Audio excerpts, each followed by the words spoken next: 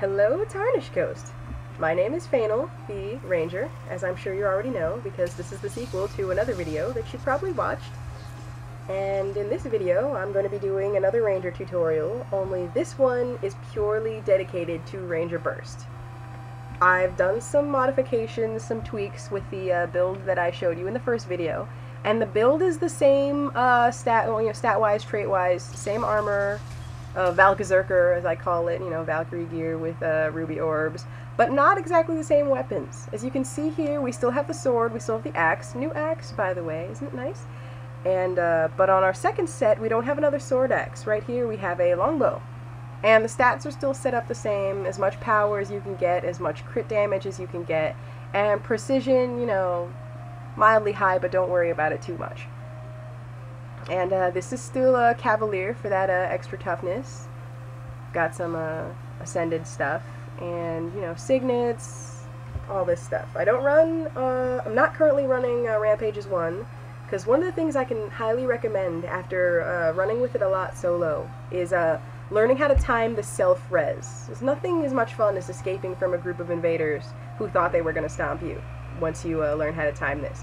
But this video is not about self-res. Maybe I can do a tutorial on how to pull that off on another video, but this one is about burst.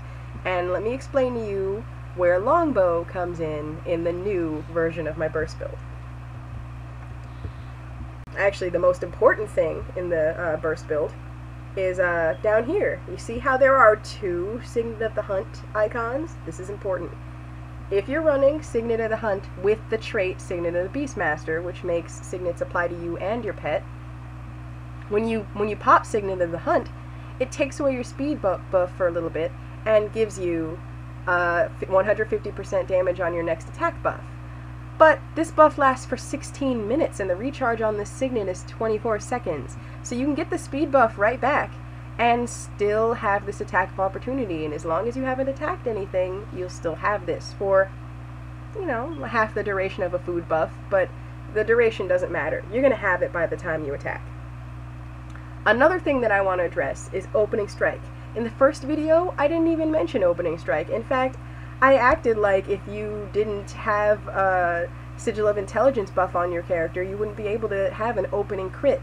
That's not true. Opening Strike makes your first attack an automatic crit. Forgot all about it. But, did some research, did my homework, realized where I went wrong, and here we go. Opening Strike is going to make your first attack a crit, which really helps with this build and contributes to some serious burst, as I'm about to show you once I get down here to some mobs.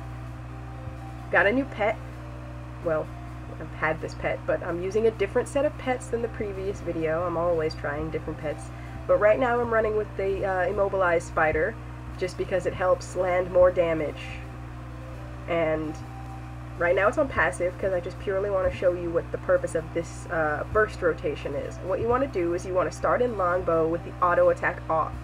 Always have auto attack off on both your sets, because you do not want to ever blow any of your automatic crits on an auto attack by accident. So, take this raptor, and what we're going to do to start this burst rotation is we're going to make sure we have our 150% damage and our opening strike, and we're going to open with point blank shot. And as soon as we fire the point blank shot, we are going to swap weapons, hit the Signet again, because it's, done recharging. It only took 24 seconds, and you can use it you can use it again to get another 150% damage. And we're going to swap weapons to sword axe and use Path of Scars, just all in a chain. So point blank shot, swap weapons, hit 7, hit 4. It's just like the first video, only better. Point blank shot, swap weapons, hit 7, hit 4. How much damage did that do? Let's take a look. We've got a 2.6 point blank shot, a 4.2 Path of Scars, and a 1.1 Path of Scars on the way back. And just like with the previous video, with the mosquitoes and the skelets and things we were beating up, they're a lot more tanky than most players are. I usually find that this is a 3k, 4 point something k, 3k, if it all crits on players. Players are a lot squishier than mobs, and these numbers, if you start using this build and you start trying it out, are going to reflect that. You're going to notice a lot bigger hits on players. But either way, When you string all 3 of these hits together, it's very quick. In fact, what makes it so dangerous is that if you do it really quickly, you can land all of this in someone while they're still recovering out of the knockback, which means that in many situations, you're going to hit them with all of this every time. The only way you're not going to hit them with this is if they know it's coming and they start spamming dodges or evades the moment they see you. And because no one expects burst from a ranger, they're not going to do that. And the only thing you need to remember for this build is every time you're done with combat, pop your Signet of the Hunt. I know, I don't want to slow down. You don't have to. Pop your Signet of the Hunt. Carry extra weapons with you. Look at this, I carry all sorts of things in my bag that I don't even use. But if you're slow, swap in to your Warhorn and give yourself a speed boost. By the time the Warhorn speed boost is up, your Signet should be almost recharged. You don't have to be slow that long.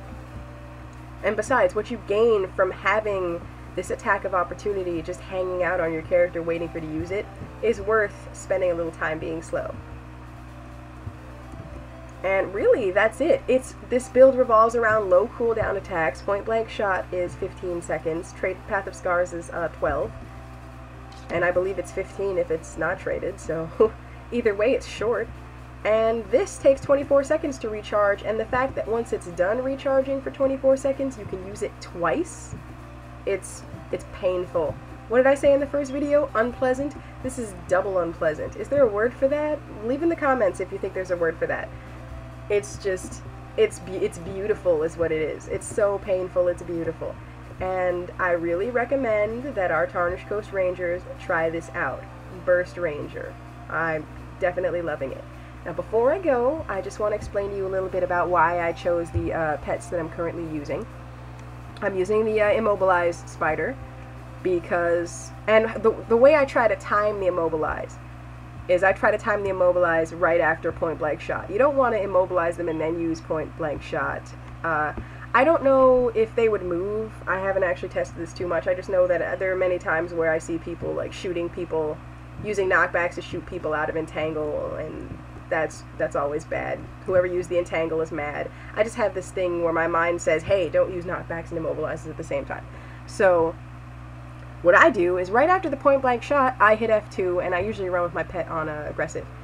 And that means that coming up soon is an immobilize, and it'll usually happen to them somewhere in the Path of Scars or after the Path of Scars. So they end up immobilized right after all the burst happens, so that now when I'm bashing them with the sword auto, they can't move. And what I'll do is as soon as the enemy becomes immobilized, I'll swap to my red Moa and give myself some fury, which raises my crit rate up to 39. It's actually more than that. My crit food wore off.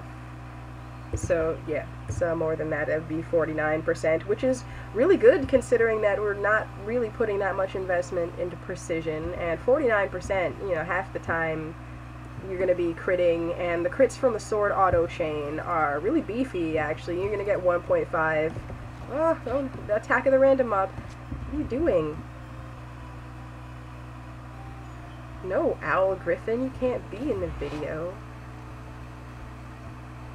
Anyway, as I was saying, you're going to get some beefy crits off the sword auto, and on people who are squish, they're going to die. If they get immobilized at the end of that, at the end of the initial burst, if they don't have a get out plan, they're dead. And if they're not squish and they don't have a get out plan, they're going to be in panic mode. And basically, the bane of your existence in this build is anyone who doesn't go to at least half off the first burst rotation. And if you're soloing, the people you're going to be running into are going to go to at least half off the burst rotation. We're talking about the glass thieves, the DDLEs who think they're the shit, all of that nonsense that as a burst ranger you can just eat them alive. And I highly welcome you to try it. And so that's pretty much the point of the video. New burst. Try it out, trait this for yourself. Here, I'll show it to you again. It might be there might be some tweaks in the traits from the first video. I didn't go back and watch the first video. If you see anything different, I probably changed it for a specific fight. Don't run with what you see here if it's different. Use what's in the first video. And that's pretty much it. This is the gear set. These are the weapon sets. Go out there, have some fun. Be a burst Galaxy Ranger like me. And if you're not on Tarnished Coast, don't run into me and don't use this on me. Thanks a lot for watching, and I will see you out there on the battlefield. Isn't that right? Scary spider.